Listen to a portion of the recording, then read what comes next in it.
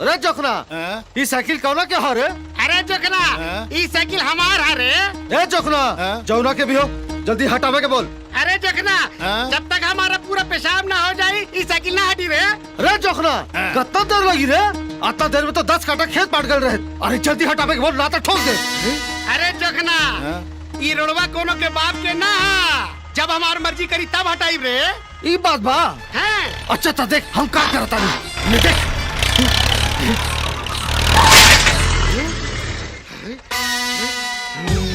अरे रुक अभी बताओ तारी तोरा के। अरे तू का बताई बा हम बतावा तनी। तार टंगड़ी लेके चीज दे तो भाग कर दे। अरे छोड़। अरे यार तू लोग जब भी मिलेला लड़े लगेला।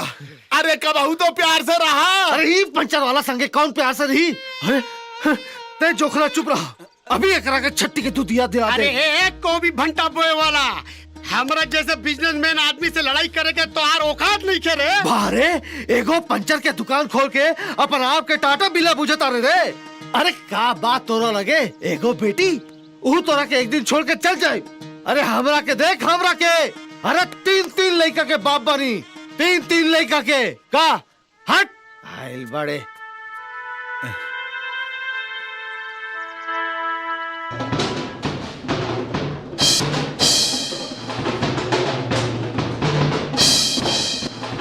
किसान। अरे यस सर। इतना शोर क्यों हो रहा है? सर रिहर्सल कर रहे हैं। रिहर्सल? हर साल रिहर्सल करते हो और कॉलेज का नाक कटवाते हो। यही लिए तक कर रहे हैं सर कि आपका नहीं कटे नाक। फालतू की बात मत करो, जाओ अपने अपने क्लास में और इस घंटी के बाद रिहर्सल करना। 1 घंटे के बाद तो एक दूसरा घंटी चलेला सर पान दुकान में। पान दुकान में? हाँ। फालतू बात मत करो, जाओ अपने अपने क्लास में।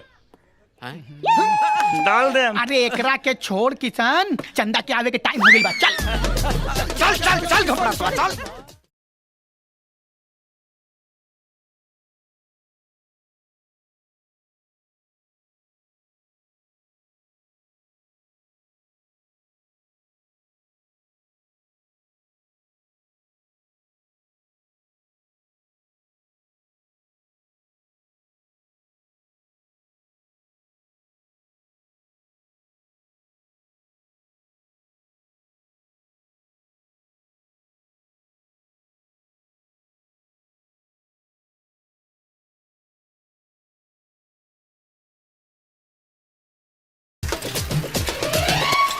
ए बनवारी रे चंदा आगिल का कॉलेज से ए मुंह का टेढ़ा करते रही रे। अगर आगिल तो कह दे आगिल नहीं खेल तो बोल दे नहीं खेल। अकार है के कब आवा तक के कब जाता ये सब देखा खातिर दुकान खोल के बैठल बानी कार है। और तो नहीं यहाँ भीड़ का लगौले बाड़ा रे फालतू के लोग निकला यहाँ से। फालतू क्या करे के बोली है रे? अरे तोरा के बोली है रे तोरा के। निकाल बाहर। अरे तो निकल ना कर निकल तानी बाहर रुक। अरे रुक रुक निकल तानी रुक। ए किसान हो तो हर चंदा आगिल हो।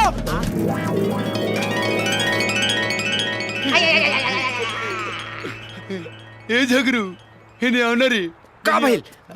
तनी हमर साइकिलिया टेढ़ा करना।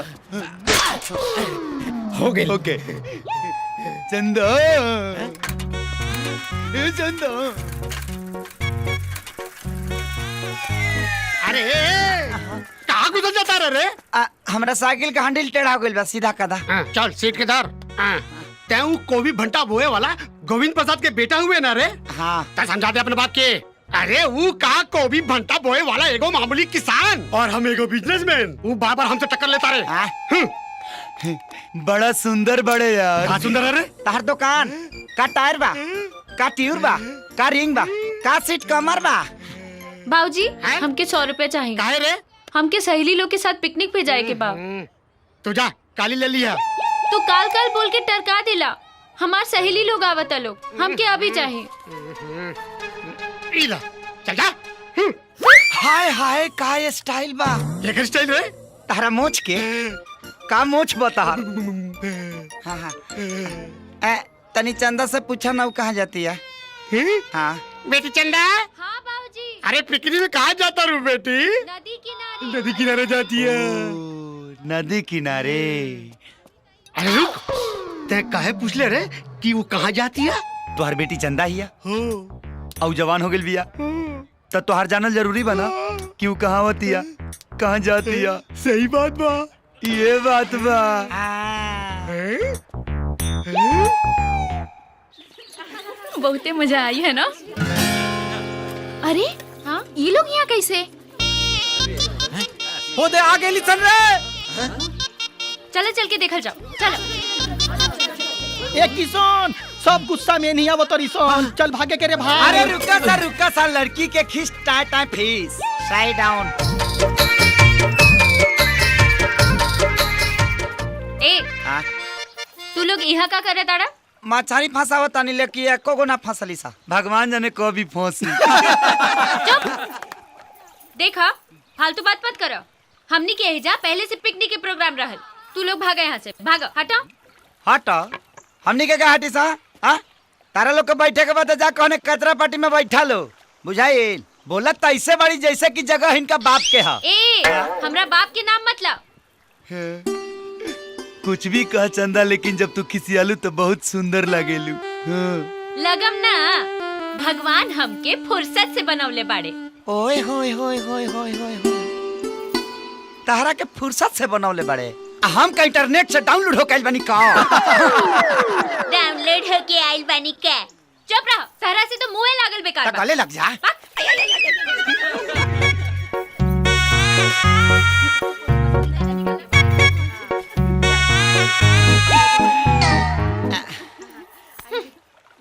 लौका हकाई चंदा को बात को ही कहले बियाह के बाद तोहरे हाथ के बनावल हमरा खाए के बा।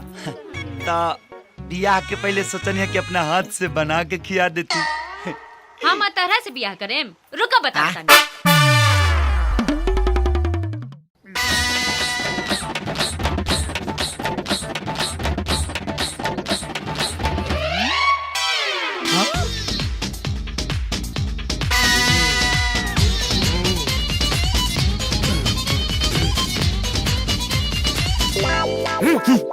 का रे जोखना, घर में सब ठीक बानू? ठीक बा। है सुननी हाँ, नया पतो आइल बाड़ी। घर में सब ठीक बानू? का बात करता रहो, काहे ना ठीक रही? अरे हमार पतो तो लाखों में एक भी है, लाखों में। अरे ना ना, हमारा गांव में एक आदमी करोड़ों में पतो ले आइल बाड़े। मर्सिडीज में सर दे आइल और स्कूटर में फर दे चल गइल। का रे? ये केकरा के सुनाता रे? अरे सुनावे के का बारे झंटा? समझदार खातिर इशारा काफी होला। का रे जोगना, हम ठीक कहता नहीं ना? अरे चुप रहो बोखरा। अब देख, लड़कन के कमाई खातिर बाहर जाके पड़ी की ना। अब एकर मतलब ई तना होला कि लड़का अपना माई बाप के भुला जाइए सर। अब घटिया आदमी के घटिया सोच। का रे जोखना? अरे जाना भोई भोई करे आइल बड़ा तो भोई भोई करा। अरे हमार माथा काहे खराब कइले बड़ा? अरे हम तरह के बात मत देख ले रे। अरे तू हमारा का देख पे रे? हम इधर जो। ए जी देखो ना, मैं इस साड़ी में कैसी लग रही हूँ। राम आप ऐसे क्यों खड़े हैं? सोहन के बारे में सोच रहा था। उसका कॉलेज का फीस, हॉस्टल का फीस सब मैं ही जमा करता था ना। सोहन फाइनल ईयर में है। आज उसके एग्जाम के फीस जमा करने की आखिरी तारीख है। सोहन तो हॉस्टल में रहता है। पता नहीं ये बात बाबूजी को याद भी होगी कि नहीं। छोड़िए ना, वो हमारे बारे में कहाँ सोच रहे हैं जो आप उनके बारे में सोच के परेशान हो रहे हैं। आप मुझे ये बताइए कि मैं इस साड़ी में कैसी दिख रही हूँ? बिल्कुल उस मेनका की तरह जिसने विश्वामित्र का सत्यानाश कर दिया। सही बात है। सोहन तुम चलो, मैं आता हूँ। ओके। का बात बा भैया? हाइला तार कॉलेज के फीस रह दा भैया, एक जरूरत नहीं खे। काहे? फीस ना भरबा तो परीक्षा कैसे देबा? तो का भेल भैया, ज्यादा से ज्यादा 1 साल खराब हुई ना होके दा। तो हर पैसा के हाथ लगावल हमरा खातिर पाप हुई भैया।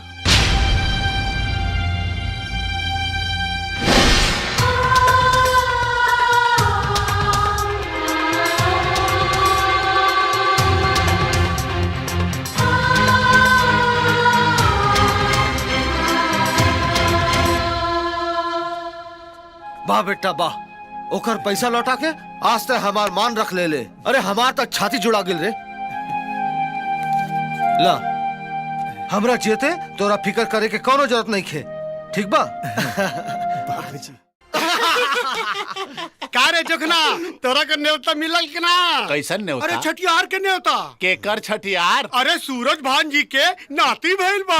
सूरज भान जी के नाती? हाँ, राम के लइका भइल बा।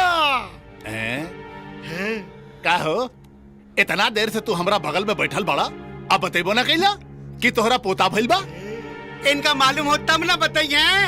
अरे सूरज भान जी ऐसे ही बड़का आदमी नईखन हो गइल। अरे वो आदमी के चीने ले के बुलावे के लायक बा और के ना। ई देखा हमरा के न्योता भेजले बाड़े। अरे तू देखा आँख फाड़ फाड़ के। अरे कलिया का तारीख बा। कैसा नालायक बेटा बा, अपना बापो के ना पूछलस। का हो रुका। अरे जाए दे पोता भइल बा। अब पूरा गांव में मिठाई बाटी है। अरे इनका बहुत काम बा। का बात है जी, बड़ा परेशान बानी? बड़ा परेशान बानी। अरे तू दादी बन गेलू, राम के बेटा भइल बा। अरे तो एमे इतना खिसिया है कि कौन बात बा? ये तो खुशी के बात बा जी। खुशी के बात बा तो जाना जाके गांव भर में मिठाई बांटा। अरे कल छठियार बा और हमरा के खबर नहीं है, हमरा के दूसरे लोग से पता चलल बा। कौन बात ना जी, चल जाए, पोता का मुंह देखे फिर चलावल जाए। वाह इतना बेइज्जती कम बा जो उहिजा जाके अपन नाक कटाइबो।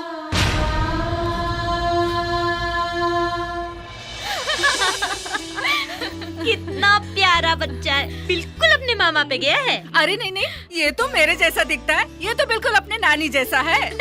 नहीं, ये तो बिल्कुल अपने नाना पे गया है। इसकी नाक देखो, बिल्कुल नाना जी जैसी है। क्यों जी, मैं ठीक कह रही हूँ ना? नहीं, ना ये नाना पे गया है और ना ही अपने नानी पे, ये दादा पे गया है। सर से लेके पैर तक पूरा का पूरा अपने दादा पे गया है। पायल को देखो, शादी के 1 साल के अंदर बच्चा हो गया। और सुजाता को देखो, 4 साल हो गए शादी को, अभी तक बांझ की बांझ है। लिपस्टिक लगा के मटक के चलने से कुछ नहीं होता। और राम को देखो, पहले इनकी फैक्ट्री में नौकर था, अब घर जमाई हो गया है। उसका एक बच्चा भी है जो आगे चलकर इनके खानदान का वारिस होगा। और सुजाता की हालत होगी कुत्तों जैसी।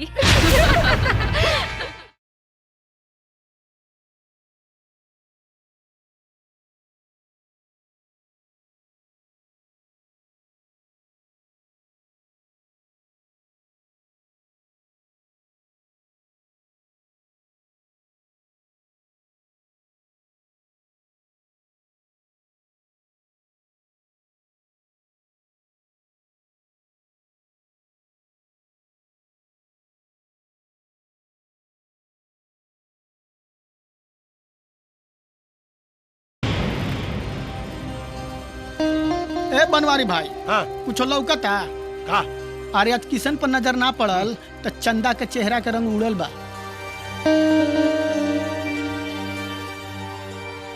देखो एकदम छटपटा तारी।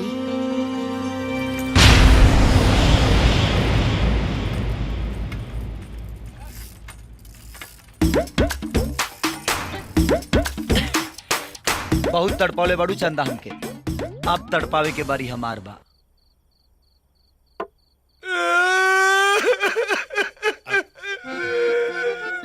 अरे बड़ा उम्मीद रहा है चुलबुल भैया कि चंदा हमार होई पूरा गांव में।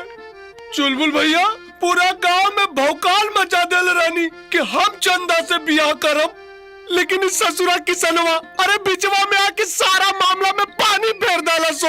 अरे यार बनवारी, तू दारू पियला के बाद ना एकदम औरत नियन रोए लगे ले। और सुन, एक बार हमसे कह के देख। हाँ? हम उठवा ले चंदा के। भैया यही खातिर तो तोल लोगन कितना खियावत पियावत बानी हो। खियावत पियावत बाड़ा हैं? खा खियावत पियावत बाड़ा हैं? हाय देसी दारू, हाय भूजा। अरे यार हम तोहार इतना बड़ा काम करे वाला बानी। अरे एक आध गो मुर्गा कटवावा। भैया इतना रात के मुर्गा कहाँ मिली? अरे पैसा निकाला ये मुर्गा का, हम तो आदमी कटवा दे। हमार नाम चुलबुल पांडे। जनता बानी हम। निकाला पैसा निकाला। अच्छा रुका, ला 100 रुपया। 100 रुपया में का हो यार? 1,000 रुपया था। भैया पैसा नहीं खे, पैसा खत्म नहीं खे ना। पक्का पक्का ना भैया। अरे अरे धंधा का पैसा, अरे कत्था चूना का पैसा महाराज, अरे छोड़ दो। अरे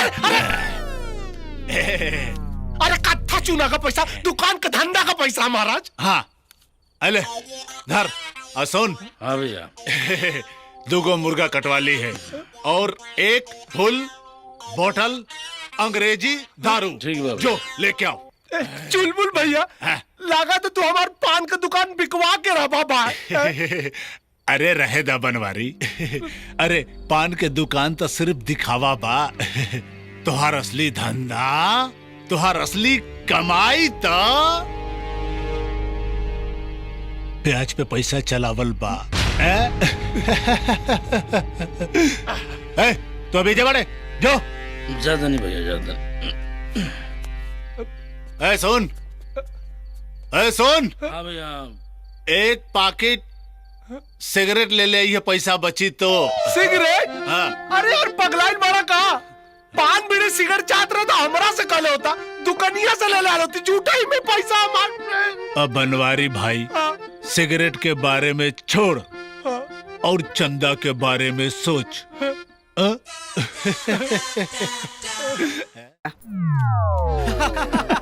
जगर हुआ। हाँ सामने वाला दुकानिया देखा था रे। हाँ देखा था नहीं जा। हाँ ऊपर का माला देखा था रे। हाँ देखा था नहीं जा। हाँ दरवाजा देखा था रे।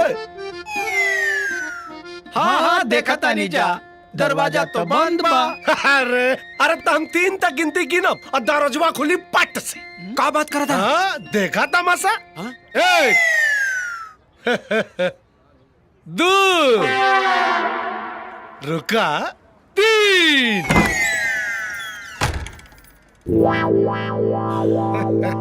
अरे वाह बनवारी, दरवाजा तो सही में खुल गया यार। तब अब देखिए हसन, चंदा आई, बाल झटकारी और सीधा हमारा तरफ देखी। हाँ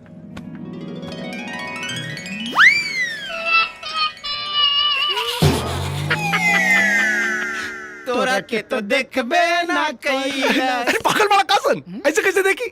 अब तो हनी खड़ा रहा तब लजा गई लोई ना। अरे वाह रे बनवारी। हाँ तोरा चंदा के कौनो चक्कर तो नहीं खे?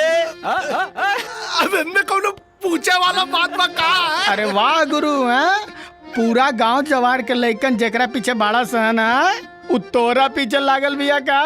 अरे तो बनवारी चीज ऐसा बाड़े रे। और आ गई ससुरा सनी के 7.5।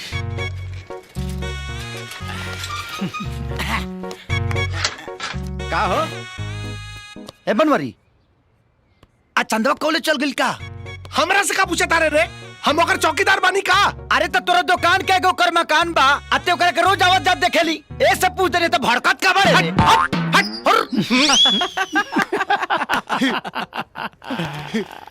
ए झगरू, ए बुधौन, एगो बात बताई। बोला। चंदवा कॉलेज नहीं खे गई। तोरा कैसे मालूम बा? हाउ देख, ओकर सहेली हो जाओ तारी सो, तो अकेले कॉलेज थोड़ी जाई। प्रभु अबे हमें कौन बर्बाद बबे? ई तो कौनो अनहरो बता दी। अनहर बता दी, तोरा खानी बानर ना बता। ए चंदा, अच्छा तू लोग चंदा तोर सहेली आ गए सन रे। आवता नहीं बाबूजी।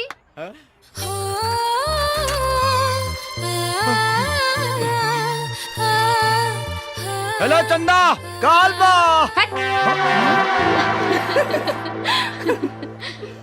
बनवारी, हम आओ तनी। आज ना आइल हो? आई वो रोज आवेला ना, वो आज आई। देखो चंदा, कॉलेज आता रुका ना, चिपरी थापे जाता नहीं। तोरा कॉलेज के स्टैंडर्ड इतना खराब हो गइल बा कि तोरा के चिपरी पाथे के ट्रेनिंग दिया था। दूर करे ना। बड़ा बेशरम बा, रोज छेड़ेला। रोज का वो तो हमरा के बचपन से छेड़ेला। तब तू के मना काहे न करेलू हो? अरे ना हो, हमरो भी मजा आवेला। काहे कि वो रोज हमके नया तरीका से छेड़ेला। ऐसे छेड़े वाला हम आज तक ना देखनी। तो वो तोहरा पसंद बा का? बात वो कहाँ अपन गांव के सड़ियल कॉलेज में पढ़े वाला, हम शहर के हाई क्लास कॉलेज में पढ़े वाली। हमार मनपसंद लड़का तक कार में आई, सूट बूट पहनी, अंग्रेजी में बात करी, डाइनिंग टेबल पे खाना खाई। का बे बड़ा ठोक के गेल रहले ताओ, चंदवा नाने देला सब भाव है ने आओ। अभी हमार भाव ठीक से कहाँ भइल बा बेटा, लागत ता गीता तो ना पड़ेला ही। और मैं स्पष्ट लिखल बा, कर्म करते रहो बेटा, फल की चिंता ना ही करो। हमार काम बा कईल कर्म, और फल देहल तो ऊपर वाला के हाथ में बा। बुझली रे भगचोन? हाँ